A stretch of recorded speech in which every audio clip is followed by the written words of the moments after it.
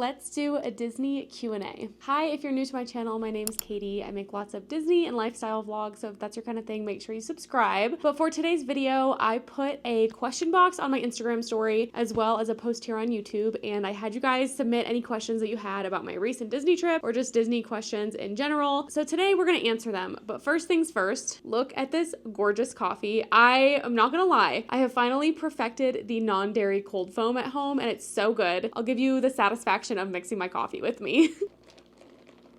It's literally perfect. Basically, I've been making this brown sugar shaken espresso with this cold foam, and it's literally so good. And you submitted a lot of questions, so I'm gonna try to be as quick as possible. So I made a list of all the questions in my phone, and it's long. I will try to be concise, but let's be real, these videos always end up being super long because I can't stop chatting about Disney because I just love talking about Disney. So it's probably gonna be a pretty long video. So grab yourself a coffee and let's get into all the questions. First question is, show us your favorite set of ears. And this was a really hard question to answer because I tend to be someone who can't pick just one. So I forced myself to pick only one. I was like, if I had to get rid of every single pair of ears that I own except for one, which one would I keep? And I think it has to be these cornflower blue ears. I got these in the parks in 2021. Actually, Erin bought them for me, which is part of the reason why I love them so much. But they're also just so pretty and they go with so many Disney outfits. I have worn these so much in the parks in the last couple years, so I absolutely love them. So again, they're called cornflower blue. I don't know why they're called that, but that's kind of what they're called in the Disney community. So if you're looking for them on Poshmark, eBay, that's what you'd be looking for. I guess if I had to pick, this would be the pair that I would keep. Next question. This one's a really fun one, actually. Describe yourself with 3 characters: one princess, one sidekick, one Fab Five. The thing about me is I don't know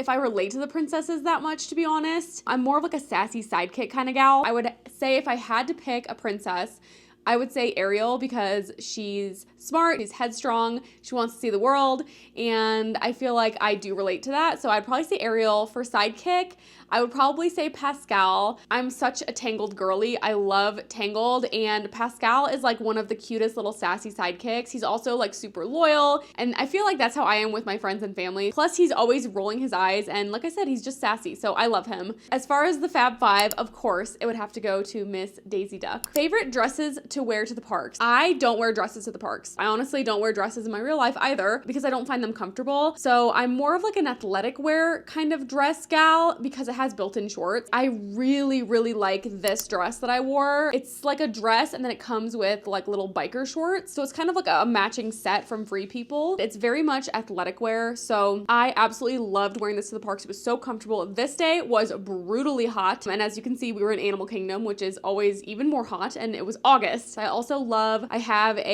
also an athletic dress from Abercrombie. I think it was called the Traveler dress. I think they still have it. If they do, I'll link these in the description for you. But also, again, it's an athletic dress with built-in shorts. I also wear some skirts and things, which also have built-in shorts. Favorite shoes to wear at Disney World? Definitely 100% my Hokas. These are so comfortable. I made the mistake of not wearing these one day on my last trip. Maybe it was 2 days. And my knee started hurting because I think the shoes I was wearing were too heavy. And these are they're so lightweight. They're so comfortable. They're good for people if you have wide feet. I don't really. And I even find that they just feel so roomy and my feet don't rub. And I've been debating getting a fun color. I do love the white, but of course they get dirty. I wear them all the time in my regular life and at Disney. The next question is, what are your top 3 non-negotiables at Disney World? Things that you have to do no matter what. I would say the first is stay on property. I always stay on property. I absolutely think it's worth it. Think you can do it for cheaper than staying off property too. I feel like there's no reason to not stay on property for a Disney trip. And with that, linked to that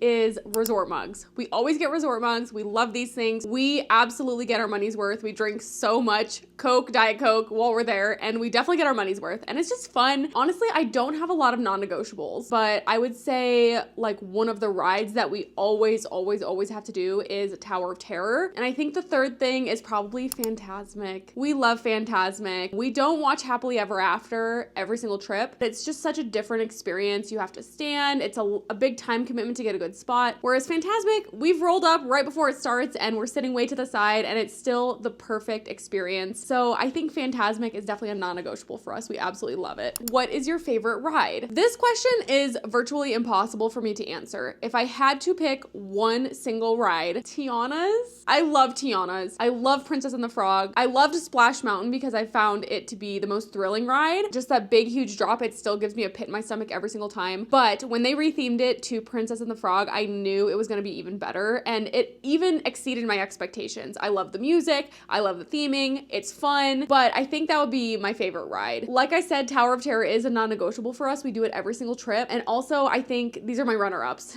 I also think that there is a ride that just makes me purely giddy when I'm about to get on this ride, and it's Mickey and Minnie's Runaway Railway. I would say those are my top 3, but if I had to pick one, I would say Tiana's Bayou Adventure in Magic Kingdom because it is magical. What is your go-to drink for your resort mug? If I had it my way, every resort would have a freestyle machine. Freestyle machine means you can pick which drink you want. So you can pick like Coke, Diet Coke, Coke Zero, Sprite, and then there's all these different flavors that you can add. So in my perfect world, my resort has a freestyle machine and I do the cherry Coke Zero and I fill it up about halfway and then I mix it with regular Coke Zero. So that is my perfect resort mug drink. Okay, I got a few questions about my favorite snacks and things. The first one is, what are the 5 snacks in Animal Kingdom that we need to try? The Kamal season fries. We love these. They're nothing like extraordinary, over the top, fancy. I'm not like a foodie. I know when food is good and when it's not, but I'm not like super into like really fancy food. Like I love fries. So I love these fries. They're like seasoned fries and then they come with like this spicy aioli type dip. The other thing I absolutely love is the African spiced corn. This you can get, I can't remember if it's from Harambe Market. It's somewhere in Africa. It's been a few trips since I got it, but it's one of my favorites. Basically, it's just corn rolled in butter and then it's rolled in a bunch of African spices and it's absolutely delicious. The other thing we tried on one of our recent trips was the churros from Nomad Lounge. If you haven't been to Nomad Lounge, there's no reservations, so you have to either walk up or join the virtual wait list. And it's this little lounge that sits right over the river, so you can see the flotillas going by. And it's just, the vibes are great. But one of the best things to get there is the churros. My mom is the churro connoisseur of the group. She's tried a lot of Disney churros, and these were definitely top of the list. So I would definitely say the churros from Nomad Lounge, but honestly, go to Nomad Lounge. It's great.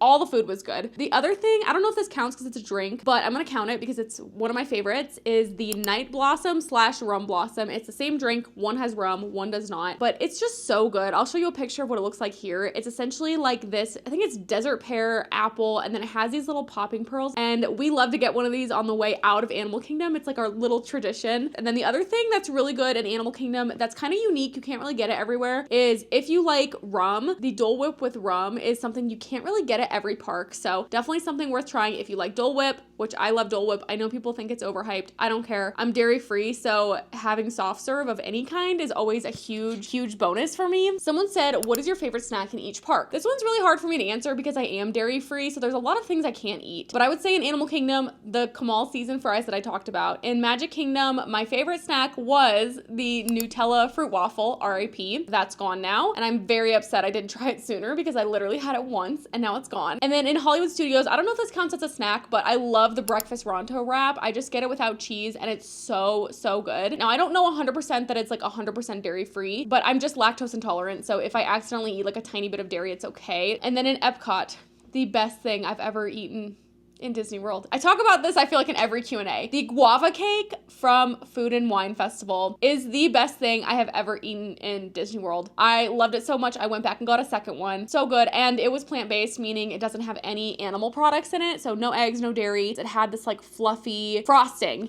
And it was so fluffy. Like you would never have known it was dairy free. It was so good. I dream about this cake. I'm really hoping they bring it back. I think they brought it back last year, but I didn't go to Food and Wine last year. So we'll see. I'm hoping I can try it this year. Someone asked French Quarter or Riviera. I'm telling you right now, this is gonna be a hot take. Absolutely French Quarter. Riviera, it's just, it looks super fancy. I don't wanna say it's not my style because I definitely wanna stay there one day. It's on my Disney, like my lifetime Disney bucket list to stay at every single Disney resort. Riviera is not like top of my list. I've never stayed there. I'm sure it's great, and I love visiting, and I love trying the different foods. I love getting coffee there. I love Topolino's. It's probably my favorite restaurant on Disney property, but I don't have a big desire to stay there. I just love French Quarter. I think it feels so homey. I am more of like, what I look for in a Disney resort is like a homey vibe, and we definitely felt that at the Polynesian, but I don't know if I would feel that at the Riviera. So, and for the same reason, like Grand Floridian is not top of my list either. Really can't speak to it fully until I actually stay there, but definitely French Quarter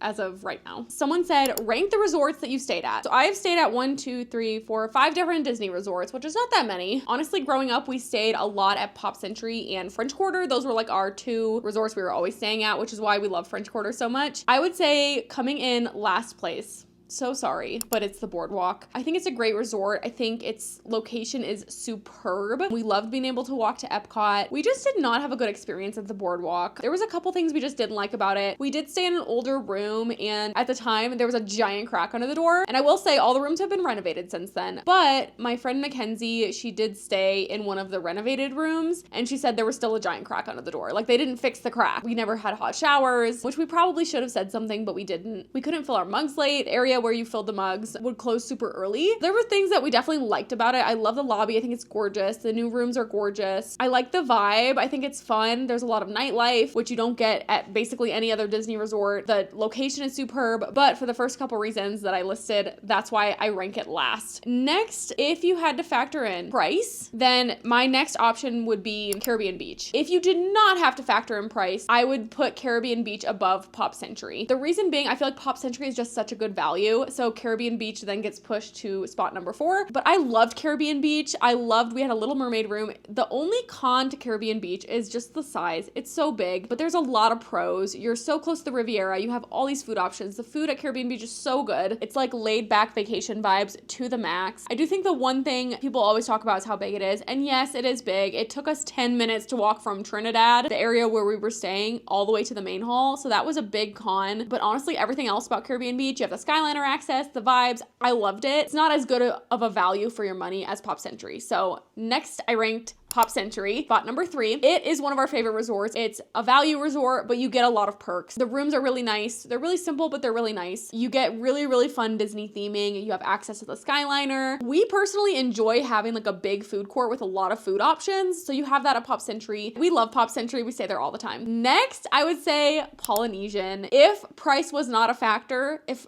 all these resorts cost the exact same, Polynesian would absolutely be number 1. But you do have to consider cost, right? So I would say Polynesian would be my number 2. We loved it. The second we stepped foot on Polynesian property, when we were staying there, we felt like we were at home. The vibes, they were immaculate. Everybody was wearing their little leis all around the resort, which was so just like wholesome and cute. You can go watch my travel day if you want to see more about like the resort and our rooms. We did a lot of resort time on that trip, and it was the best. It was so good. And you know how it goes, of course. We're like, this is a once in a lifetime opportunity. We'll probably never stay here again. And the second we leave, we're like, we have to get back to the Polynesian. We loved it. But since price is a factor, I would say Port Orleans French Quarter. Of course, I rave about that resort all the time. I do think it's super underrated too. It's super small. We were in the furthest building, literally the furthest possible building, and it was a short walk to the main hall. So we loved it. We also got like one of these beautiful refurbished rooms on our last trip. So pretty. They're almost done with the refurbishment. So that's a big perk too, is the rooms were looking a little bit dated, but now they're starting to look really, really nice. And they're almost done with the renovation. I think I said in the vlogs, they worked their way up from building 1. So they've done buildings 1 through 5. They're currently working on 6, and then like 7 and 8 are left, something like that. And the vibes of the resort are just so peaceful and homey and cozy. We love it there. So no surprise to anyone, that is my favorite resort. Someone asked, what is your favorite thing to eat at French Quarter other than the Mickey beignets? So of course, everyone knows the iconic Mickey beignets. They're so good. This is the one thing that I eat on every Disney trip that is not dairy free. It's just so much cuter in the shape of a Mickey Mouse. They do have allergy friendly ones, but they're gluten and dairy free. They're pretty good, but I need my beignet to be shaped like a Mickey Mouse. So anyway, besides the Mickey beignets, I would say the 2 best things that we had were the gumbo and the jambalaya. The fun thing about French Quarter is they have really good themed foods. They were so good. I think I ate the jambalaya twice while we were there. It was delicious, absolutely delicious. Someone asked, what is your favorite Disney souvenir? And someone also asked, what charm bracelet are you wearing in this photo? The reason I lumped these together is because this charm bracelet is my favorite Disney souvenir that I own. I think now I'm gonna have to add my Pandora bracelet to my favorite Disney souvenirs, but my vintage charm bracelet, I'll try to give you like a little close up, but essentially when we were younger, they had these stations where you could build your own charm bracelet. So you'd pick out the bracelet. I think all the bracelets were the same. And then you'd pick out all the charms. And the reason I love it so much is because, first of all, it never went out of style. It's still so cute. And I used to wear it all the time. And the reason I still love it now is because it really is just like a collection of all the things I loved about Disney when I was younger. So like we're really throwing it back. Like we have a lot of Lilo and Stitch on here because that was popular at the time. A lot of Tinkerbell, Lizzie McGuire. I have a Pop Century charm and a Port Orleans French Quarter charm, of course. And it's just like a collection of everything I loved when I was a kid at Disney. And I feel like when you're a Disney adult, you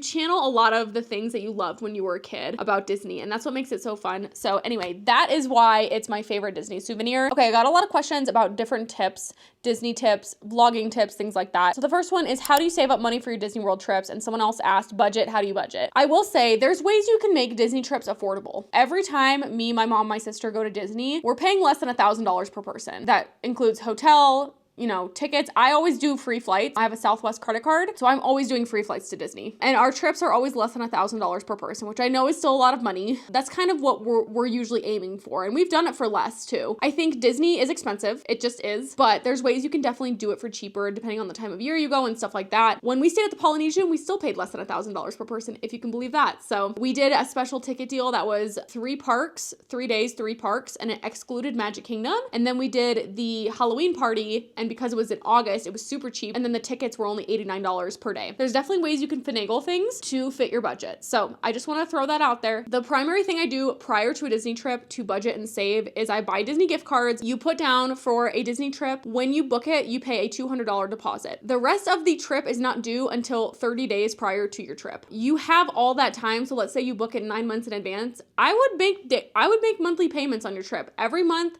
every paycheck, make a payment towards your trip. Every time you go to the store, if you see a Disney gift card, buy a Disney gift card. Then I combine all the Disney gift cards and I put them on my phone. Ultimately, Disney is expensive, but that's what I do to kind of prepare myself for a Disney trip. Park bag essentials. I did a whole video about my park bag essentials last year, about a year ago. I'll link that above. It hasn't changed much, but if you want me to do an updated one, let me know and I will. Got a couple questions. Do you have annual passes? Why aren't you annual pass holders? To be honest, the way we do Disney, we would not get our money's worth with an annual pass. Like if I looked at the amount of money we spent on park tickets last year, even though we went 3 times, it would still not add up to the amount of money it would cost to get an annual pass. The reason being, we're kind of savvy with our park tickets. Like we do a rest day. We don't do as many park days as days we're there. So even this last trip, we only did 2 park days and a Christmas party, and then we took a rest day. We also don't normally, like if we do a park on the day we arrive, it's usually a party, like a Halloween party or a Christmas party. But if we're not doing a party, we don't do a park day the day we arrive. We go to Disney Springs, we go resort hopping. So I think the way we do Disney as of now, it's not worth it. I've done the math. Trust me, I've done the math. I want to be an annual pass holder. I do, but it's just not worth it for me. It's so much money and the price just went up even more. But if you wanted the option to pop into a park on your travel day, you wouldn't do a rest day, but you might do shorter park days every day. You want to park hop all the time, then yeah, maybe it's worth it. But we don't need those things and we're more concerned about saving money. So the way we do Disney is just not worth it. Can you bring bags on rides? Yes, you could bring a bag on every single ride except for Tron. But I do this little trick where you take the strap of your bag and you put your leg through it.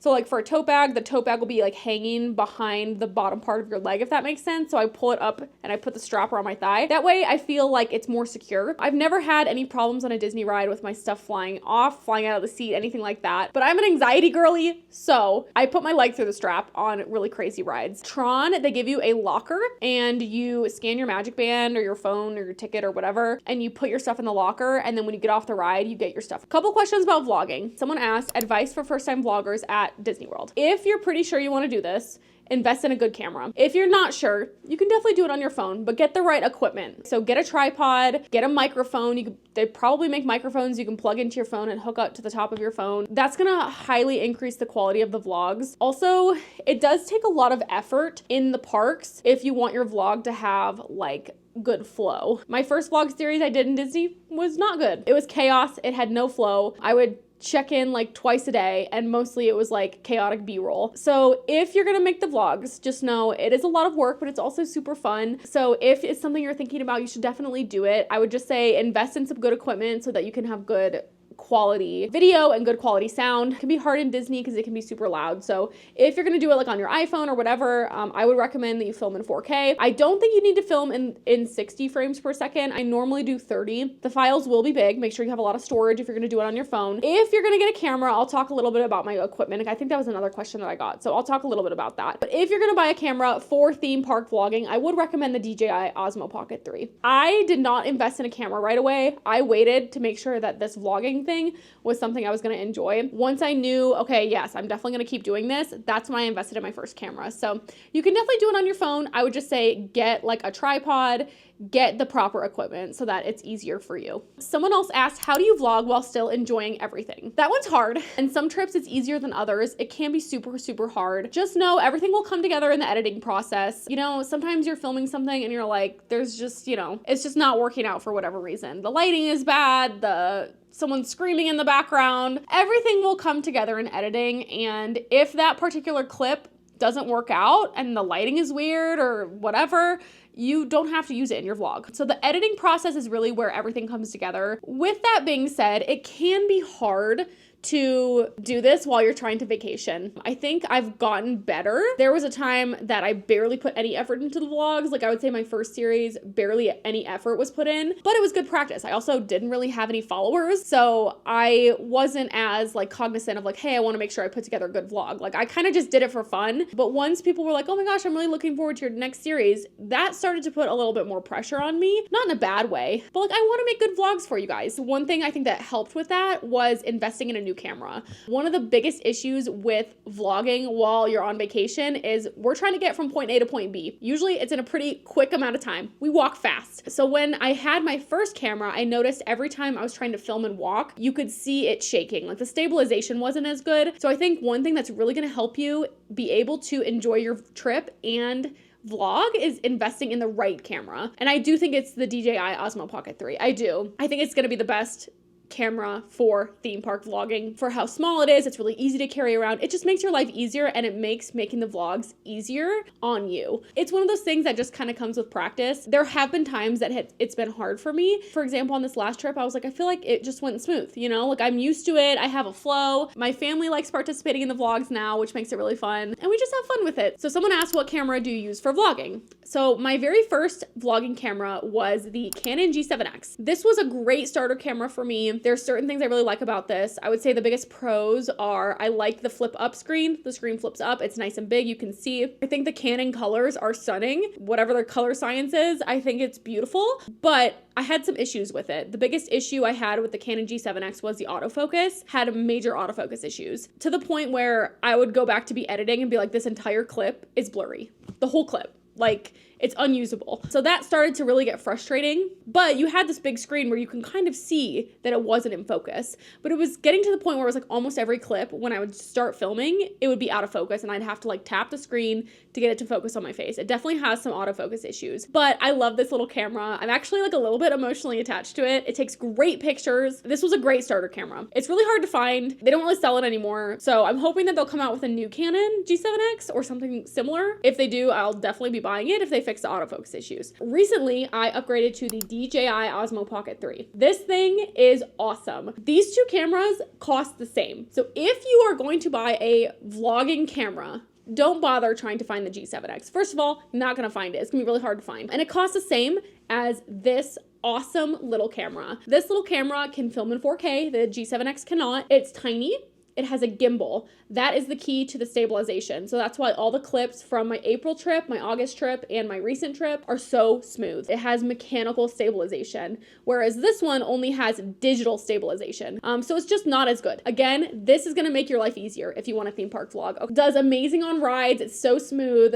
The thing that sold me on this was I looked up approximately 1 million videos before I bought it, but there was one guy who filmed a ride through of Big Thunder Mountain on this camera, and my jaw hit the floor. It was so smooth. Someone did ask, how does the Osmo do on rides? What are the settings that you use? So I do have some issues with the gimbal on rides. For the most part, the biggest issues I've seen were on Seven Dwarfs. Essentially what the gimbal is trying to do, when you're going around turns and you're holding the camera, it's trying to keep the camera steady. So I leave it on that setting. I leave it on, it's like, I forget what it's called, freestyle or something. Whatever it comes, the regular setting. I leave it on that, but sometimes when you go really far around a turn, it thinks that you're turning the camera all the way this way and it flips the camera. So I'll try to find a clip of what was happening on Seven Dwarfs and I'll put it here if I can find it. But essentially the gimbal, like if I went too far to the side, it would flip this way. So it did have a little bit of a hard time. You can turn off the freestyle mode. So that's what I was gonna try if I went on Seven Dwarfs again, but I haven't been on it since. I have no issues on any other ride though. You can completely turn off the gimbal, but I don't know if the footage would turn out as smooth. So I could go on and on about cameras and vlogging equipment, and I just find it so much fun. So I'm gonna end it there. Someone asked, what editing software did you use, or which one did you use when you first got started? I started with iMovie, and I used iMovie. It was free. It was already on my laptop. I used that for years. I think it's great. I think it's a great starter program, but unfortunately, when I got my Osmo Pocket 3,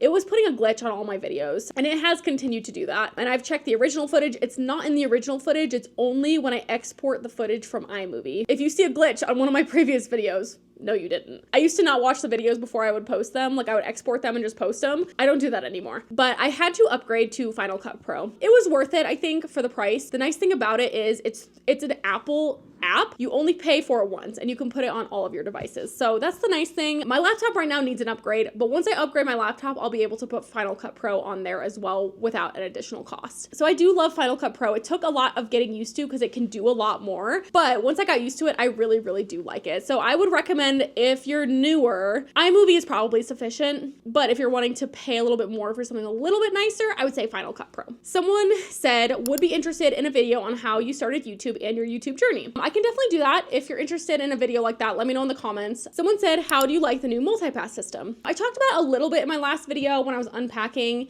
but I did like it. It worked out really well. I think that the thing with Genie Plus was that if you knew how to kind of like work the system, you were really taking advantage of it. Whereas this new system, you can't work it as much, if that makes sense. It makes it a little bit more fair for everyone across the board. So like for people who don't really know how to work the system, I think they get more value out of the multipass. But we still got on, like we did Animal Kingdom and Hollywood Studios, pre-booked our 3 in Animal Kingdom, and we were able to ride a total of 7 rides throughout the day. So I thought that was pretty good. So I did like it. I thought it was super easy to use. Do I like it more than Genie Plus? I don't know. I think it was a little bit more simple in terms of you scan in, and as soon as you scan in, you could book another one. It wasn't so, I think Genie Plus was a little bit too complicated for when you were able to book another one. So I do like that you don't have to think about it as much. You just scan in, right away you book another one, and you have another one booked. So someone said, we are using Lightning Lane in Animal Kingdom and Hollywood Studios. Do you have any tips? So like I said, that's exactly what we did. I would say the biggest tip is book a Lightning Lane for first thing in the morning. Animal Kingdom morning with a Hollywood Studios afternoon is challenging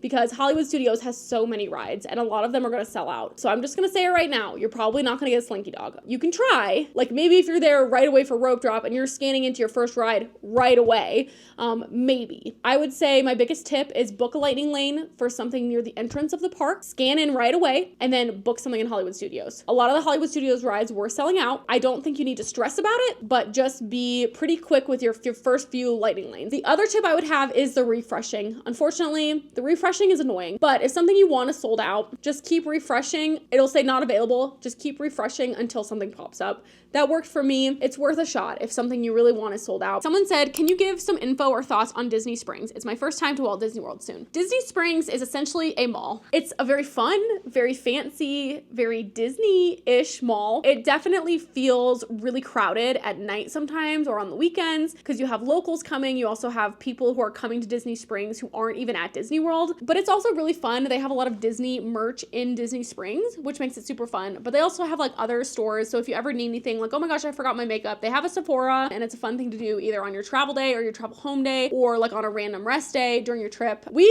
love to go on our travel day because you get a little sneak peek at all the Disney merch in the World of Disney, which is the big Disney store that has the most merch. So you get like a little sneak peek of the merch, which is always really fun. Someone asked, are you going to add a true rest day to all of your future Disney trips? I think we will add a true rest day to a lot, with a little star next to it, a lot of our Disney trips. I wouldn't say all, because every trip is different. I think depending on how long you're there, how much the tickets are costing. Like for example, when we stayed at the Polynesian, we didn't do a rest day. We did really short park days throughout. And that ended up being perfect because it was so hot. It was August. We got to spend a lot of time at the resort, and the park tickets were cheap. So we felt like we got our money's worth, even though we'd only be in the park for 4 or 5 hours. So I would say not every trip, but most trips, yes, we'll be adding a rest day. Someone asked, where do your mom and sister live? Did you grow up going to Disney as a family? My mom and my sister live in Chicago. That's where I'm from, Chicago area, but I live out here in Colorado. So it's always really fun to get to see them, especially when we go to Disney together, because I don't get to see them a lot. So it's always really nice to spend that quality time. But yes, we grew up going to Disney as a family. I actually have 4 siblings. So I have 3 brothers. They are not interested in our Disney trips, but I do have 3 brothers as well as my sister. So I'm one of 5 kids. My parents actually went without us when me and my sister were babies. We've always been a Disney family.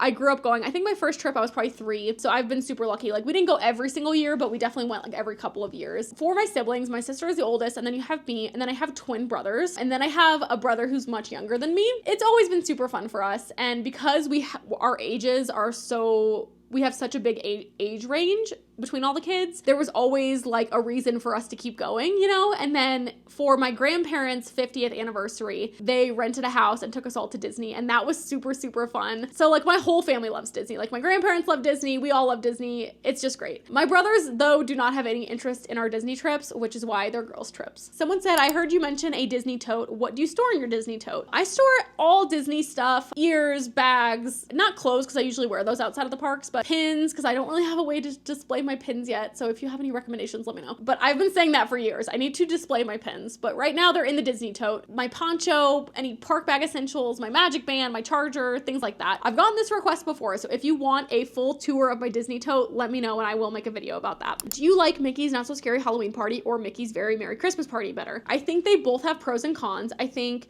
the parade at the Halloween party is better. I think the fireworks at the Christmas party are better. I would say though, value for your money, you definitely get more value for your money at the Halloween party. It's cheaper. It's significantly cheaper than the Christmas party. Like I said, we went in August and it was super cheap. We got a discount, but it was like $100 for the party. There's definitely pros and cons, but I do love both. What are your thoughts on the Universal parks? Can we expect to see you visit them in a future vlog? Yes, I have been to Universal a couple of times. The last time we went was probably 10 years ago or more. It was when the first Harry Potter area opened up, and it was absolute madness, but it was super fun. I would love to go back, and especially given that they're opening this whole new park, I would love to go back. I don't know when, but yes, at some point I will go back to Universal, and I think with Epic Universe being open, I think this is probably a pretty good time. I might wait for things to die down a little bit, like in terms of the craziness, but maybe like 2026, I don't know. So we'll see. Someone said, are you ever going to show yourself pin trading? The reason I don't show myself pin trading is for a couple reasons. Like a couple times I've filmed myself and then I deleted it because I don't like to show like a cast member's face, like without their permission, basically. One time I deleted it out of the vlog because I couldn't edit around the person who I was trading with, and I don't think that's fair to put them in the vlog. So that's part of it. The other part is I don't make enough time in the parks to pin trade. I have all these trader pins that I bought from the Disney store. I do not buy fake pins. I feel like fake pins have almost ruined pin trading,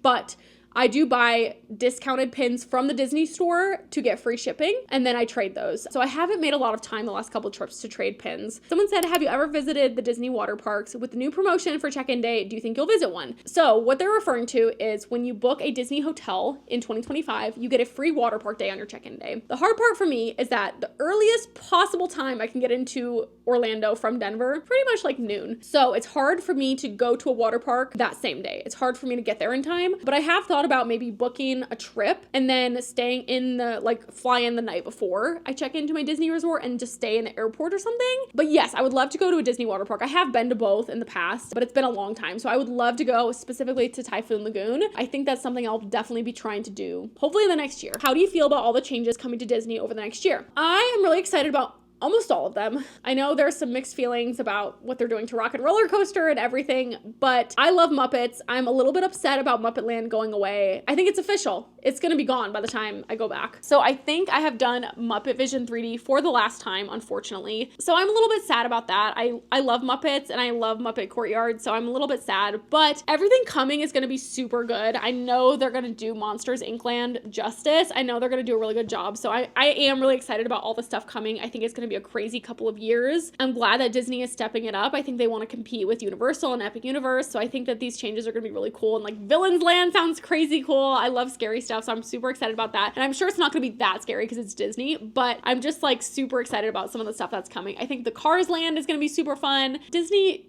usually doesn't disappoint with these big renovations and these big updates, so I'm pretty excited. Do you ever go to Disneyland? I have been to Disneyland twice. I would love to go back, so maybe 2025 or 2026, but I said that last year, I think. I said that in 2024. I was like, maybe in 2025. So maybe this year. They are doing the 70th, I think it's the 70th celebration in Disneyland, so I think it'd be a good time to go. And I am geographically a lot closer to Disneyland than Disney World, so maybe this year, we'll see. Someone said, what does your dream Disney World vacation look like? Okay, so I planned out the whole thing. We would be staying at the Polynesian in a Moana room specifically for 8 days. 8 days is usually about my maximum that I like to be in Disney. After that, I start to miss my dog and I want to come home. It would either be fall or Christmas time, and we would do 4 parks, 1 park per day. We would buy lightning lanes every single day. We would go to a water park day at Typhoon Lagoon. We would have a rest day, a Disney Springs day. The weather, since this is my perfect trip, the weather would be mid-70s all week, no rain. And maybe we would do like a couple fun things like a fancy dinner at Topolino's. Literally the best steak I've ever had in my life was at Topolino's. So I would love to go back. And then maybe something fun, like extra, like maybe that wild animal trek in Animal Kingdom. I've been wanting to do that for a very long time. So that would be kind of fun. So I think that would be like my perfect trip. But honestly, when I hear perfect, I hear budgetless. So you can have a perfect trip without spending that much money. And we have had perfect trips staying at Pop Century. So I do want to reiterate that you don't have to spend $1 million for a perfect trip. But this is my dream vacation. So in my dreams, I have no financial restrictions. Do you have a Disney bucket list for this year? I thought about it. No, I don't. I wasn't gonna make one this year because I don't really know when I'm going back. Like last year, I pretty much knew I was gonna be going back at least a few times. Like I had no plans, but I knew I was gonna go back, and I don't really know what's gonna happen this year. So I did make a Disney bucket list because I don't want to make one and then be disappointed if I like don't make it to Disney as many times as I want to. Last question, got it a few times. When is your next trip? I don't have another trip planned. I don't know, we'll see. I'm gonna go to Disney this year. That's my proclamation. I'm going to Disney this year. I don't know how many times, I don't know when. I have no plans, but I'm definitely gonna go back to Disney this year. So stay tuned, but lots of home vlogs are coming in the next couple months. I really, really, really appreciate your support on these vlogs. I don't think I've ever expressed, but like I couldn't go to Disney 3 times without all of you supporting the vlogs. It has been such a fun journey for me, and I absolutely love making the vlogs. So I do want to say thank you so much for all your support on the videos, but lots of home vlogs are going to be coming in the next couple months. But I hope you stick around, and thank you so much for all of your questions. I really appreciate you watching if you're still here. If you like this video, make sure you give it a thumbs up and subscribe to my channel. It really helps me out, and I will see you in the next video.